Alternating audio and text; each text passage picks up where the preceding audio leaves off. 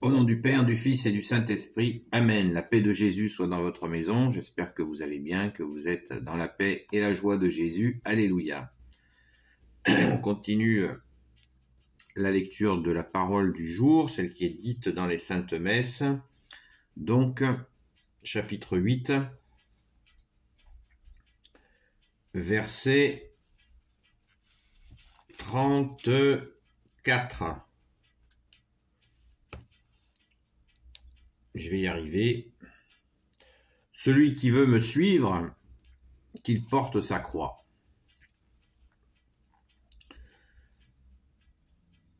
On est juste à la fin du chapitre 8 de Saint Marc, versets 34 à 38.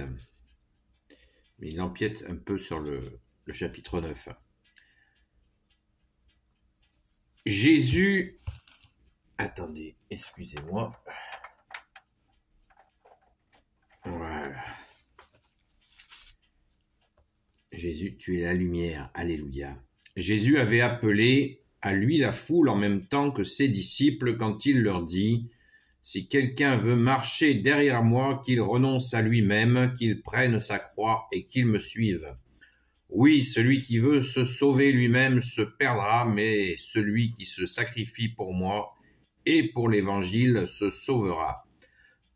Où est le bénéfice si l'on gagne le monde entier et qu'on se détruit soi-même ?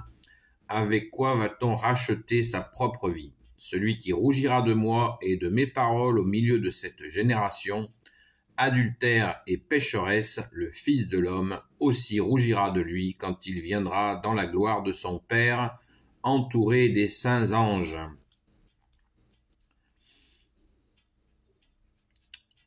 Jésus leur dit encore, « En vérité, je vous le dis, certains qui sont ici ne feront pas l'expérience de la mort avant d'avoir vu le royaume de Dieu venir avec puissance. » Ça, c'est le chapitre 9, verset 1. Donc la parole nous dit, il nous est proposé en lecture de la parole du jour, donc chapitre 8, verset 34 à 38 et chapitre 9, verset 1. Voilà. Donc, cette parole, celui qui veut me suivre, qu'il porte sa croix, eh bien, comme d'habitude, elle a fait couler énormément d'encre. Et nous pouvons y réfléchir ensemble, de voir comment chacun nous sommes touchés par ce port de sa croix. Alors, Jésus nous dit, « Venez à moi, vous qui ployez sous le poids du fardeau, venez à moi, mon joug est léger. »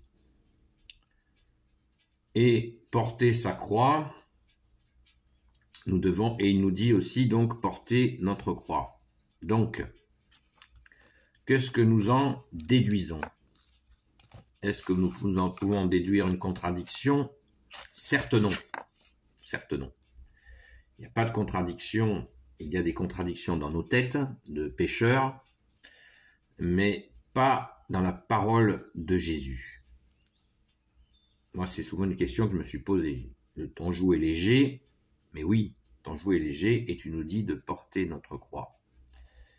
L'Église, la Sainte Église catholique, le dit d'une autre manière, mais toujours dans le sens respectueux de la parole, bien sûr, c'est d'assurer son devoir d'État. Le devoir d'État dans le catéchisme catholique, le catéchisme pour adultes, je précise, eh bien, c'est de prendre ses responsabilités. Vous êtes père de famille, vous êtes mère de famille, vous prenez vos responsabilités, y compris les enfants aussi. On leur apprend à prendre des responsabilités. Donc, porter sa croix. Alors, celui qui veut se sauver, lui-même se perdra, mais celui qui se sacrifie pour moi et pour l'Évangile se sauvera. Alors là, grosse aussi, on s'interroge, qu'est-ce que tu veux nous dire, bien-aimé Jésus, dans cette question du sacrifice? Eh bien, je pense que toute personne qui a un peu d'expérience,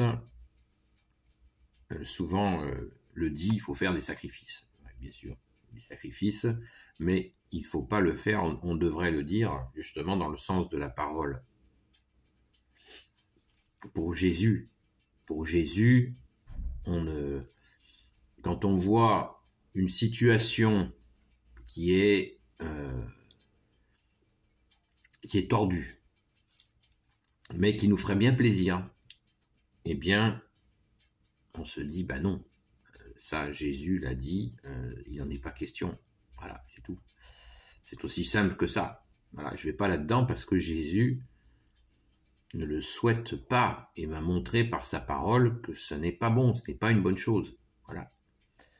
Ce n'est pas, c'est un peu l'inverse de le monde qui dit fais-toi plaisir. Vous connaissez cette expression qui est pas très ancienne d'ailleurs, hein, parce que à une époque catholique où les gens étaient un peu plus catholiques, au sens vérité du terme, eh bien, se faire plaisir, c'était pas très bien vu.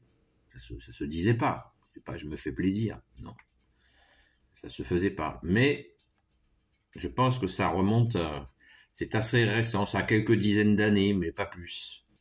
Où le monde nous a commencé à nous dire fais-toi plaisir, fais-toi plaisir.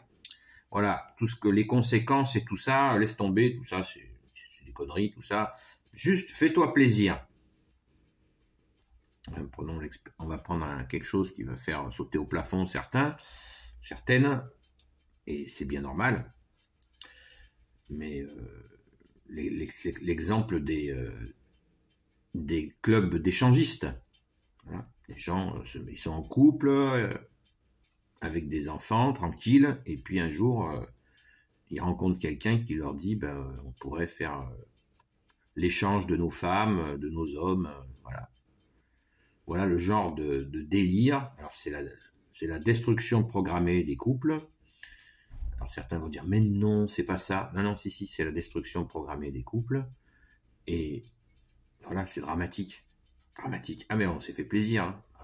Ah oui, mais après, divorce, voilà, les enfants divisés, etc. Voilà, on s'est fait plaisir. Voilà.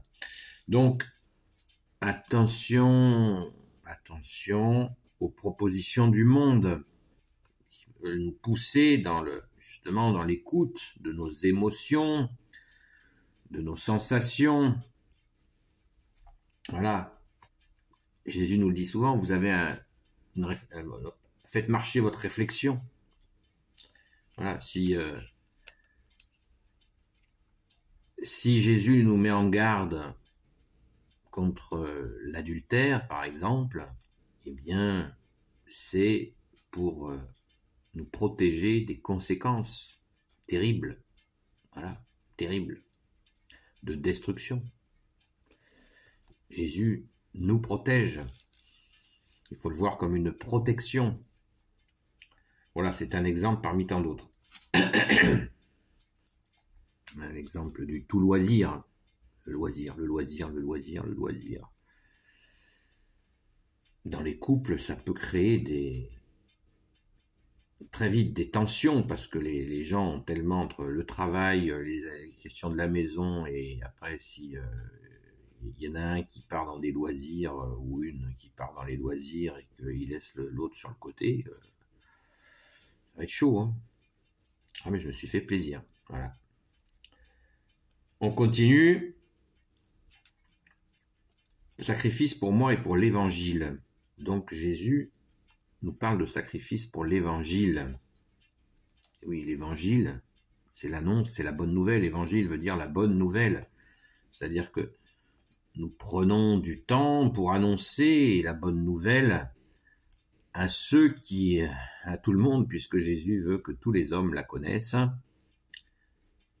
Et c'est ce qui est en train de se passer au cours des siècles. Tous les hommes vont être amenés à connaître la bonne nouvelle de l'Évangile. Alléluia. Très très bonne nouvelle, n'est-ce pas? Et d'ailleurs, Jésus nous le précise au verset 36, Où est le bénéfice si l'on gagne le monde entier et qu'on se détruit soi-même? Avec quoi va-t-on racheter sa propre vie? Effectivement, on nous a vanté pendant très longtemps le voyage, le voyage, le voyage, le voyage. Ah, c'est beau le voyage, on voit des peuples, des populations différentes, etc. Des coutumes différentes. Oh, c'est riche, c'est riche, c'est riche, c'est beau. Oui, certes. Mais si nous faisons que bouger dans le monde, on construit quand? Vraie question. On construit quand? On le voit des fois dans certaines familles qui sont un petit peu nombreuses, qui justement sont des modèles de stabilité, d'enracinement, et on voit de belles choses, vraiment de belles choses, de belles stabilités. Famille nombreuse, famille heureuse, c'est un dicton qui est assez vrai, vous savez. Alors bien sûr, il y a des gens qui vont immédiatement dire l'inverse, mais je crois que c'est une réalité. Famille nombreuse, famille heureuse, puisqu'ils sont dans le sens de la parole. Jésus, son Père, l'Esprit Saint, a dit, Dieu a dit, en 3 personnes, Dieu a dit, multipliez-vous. Donc s'il a dit ça, c'est qu'il assure derrière, quoi. Mais encore faut-il se tourner aussi sa famille vers Dieu le Père, Dieu le Fils, Jésus, Dieu le Saint-Esprit, enfin par toi Jésus, bien sûr. Et à mon avis, c'est le sens de avec quoi va-t-on racheter sa vie? Où sont tes fruits? Si tu voyages tout le temps, tu es toujours au crochet des uns ou des autres, tu fais quoi là? T'as fait quoi? T'as fait le courant d'air. Qu'est-ce que t'as construit? Pas grand-chose. Celui qui rougira de moi et de mes paroles au milieu de cette génération adultère et pécheresse, boum, le Fils de l'homme aussi rougira de lui quand il viendra dans la gloire de son Père entouré des saints anges. Pardon pour le boum, c'est pas écrit dans les évangiles. Dans l'évangile.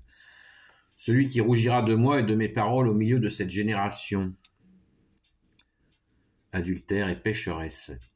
Cette génération, celui qui rougira de moi, c'est-à-dire que, comme je viens de vous le dire, dans l'évangile, Jésus nous donne la feuille de route, la conduite à tenir, et si nous en écartons, eh bien, effectivement, en s'écartant de ta parole, Jésus, on rougit de toi. Si on fait comme si ta parole n'existait pas, eh bien, on fait comme si tu n'existais pas. Et c'est franchement pas terrible, quoi. Puisque Jésus, tu nous dis, gardez ma parole. Gardez ma parole.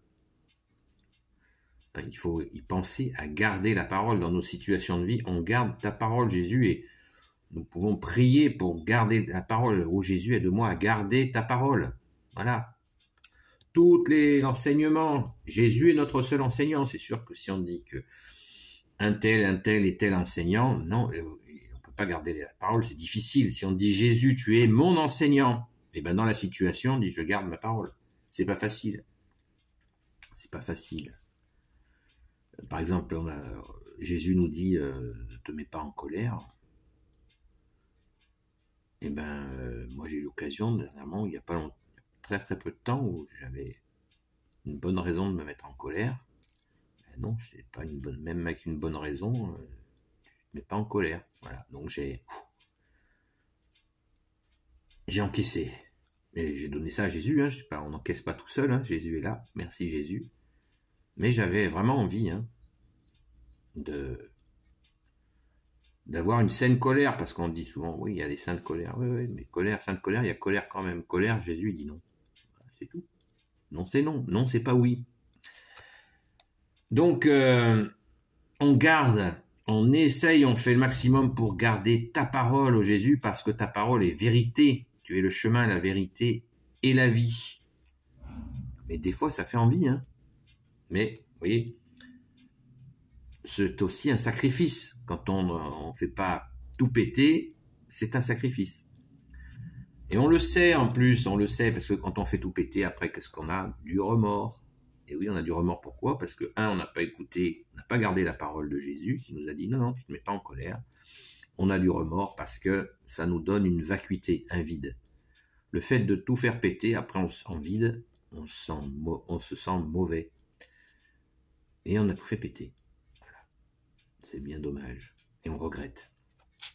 Et là, on ne peut pas faire marche arrière. Alors que quand on encaisse, on se sacrifie, et on le sacrifie, on l'offre à Jésus. Hein, c'est pas un sacrifice où on est dans notre coin à se prostrer.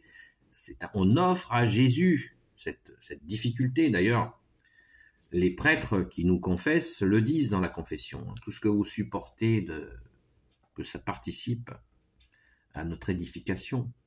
Tout ce qu'on supporte de difficile, de ceci, de cela, que ça participe, dit le prêtre catholique. Il faut bien écouter ça. Ça, c'est vrai, ça. Très utile dans nos vies. Et du coup, on garde la parole. Ta parole, je ne me suis pas mis en colère. Alléluia, merci Jésus. Ouh, j'ai eu chaud. Merci Jésus. Et là, on passe au chapitre 9, puisque ça concerne, on est à cheval sur 2 chapitres. Jésus leur dit encore, « En vérité, je vous le dis, certains qui sont ici ne feront pas l'expérience de la mort avant d'avoir vu le royaume de Dieu venir avec puissance. » C'est l'allusion au second avènement. À ton second avènement, merci Jésus. Donc, l'expérience de la mort, c'est-à-dire que la mort est un passage, c'est pas une fin en soi. Nous espérons aller vers le royaume des cieux, ô Jésus. Tu en es la porte. Tu es le chemin, la vérité et la vie, ô Jésus. Alléluia. Merci Jésus pour ton saint évangile, pour ta sainte Bible. Alléluia. Donc, eh bien, vous voyez, la parole du jour, aujourd'hui, elle est, comme souvent, elle est immense. Et il nous faut, comme dit le chant, regarder l'humilité de Dieu au regard de nos vies. Même si des fois c'est pas facile, mais même le pas facile, te le donner à Jésus. Amen. Merci Jésus de nous aider à garder ta parole. Amen. Béni soit le Père, le Fils et le Saint-Esprit. Amen. Ô Jésus, toi qui peux tout et qui porte tout, toi le Sauveur, toi l'Emmanuel, je te confie toutes celles et ceux qui regarderont cette vidéo ainsi que leurs proches selon ta sainte volonté, ô Jésus. Sainte Marie, Reine des cieux, toi l'Immaculée Conception, toi qui écrases le serpent, toi qui as la lune sous tes pas, toi notre Mère, Notre-Dame, Saint Joseph, toi le juste et le saint, toi le sage, toi la terreur des démons, toi le saint gardien de la Sainte Église catholique apostolique, Sainte Marie-Madeleine, notre chère sainte patronne, chère grande sœur, et vous tous les saints et saintes amis de Jésus, Saint Michel Archange qui est comme Dieu, Saint Gabriel Archange, Saint Raphaël Archange et tes anges guérisseurs, et vous tous les anges qui servez Jésus, je vous confie toutes celles et ceux qui regarderont cette vidéo ainsi que leurs proches selon ta sainte volonté, ô Jésus. Eh bien, la paix de Jésus soit dans votre maison et je vous dis à très vite. N'hésitez pas à commenter et bienvenue aux nouvelles abonnés. Bienvenue, n'hésitez pas à envoyer des questions. J'ai pas réponse à tout. Jésus, tu es notre seul enseignant maintenant et pour toujours. Amen. À très vite.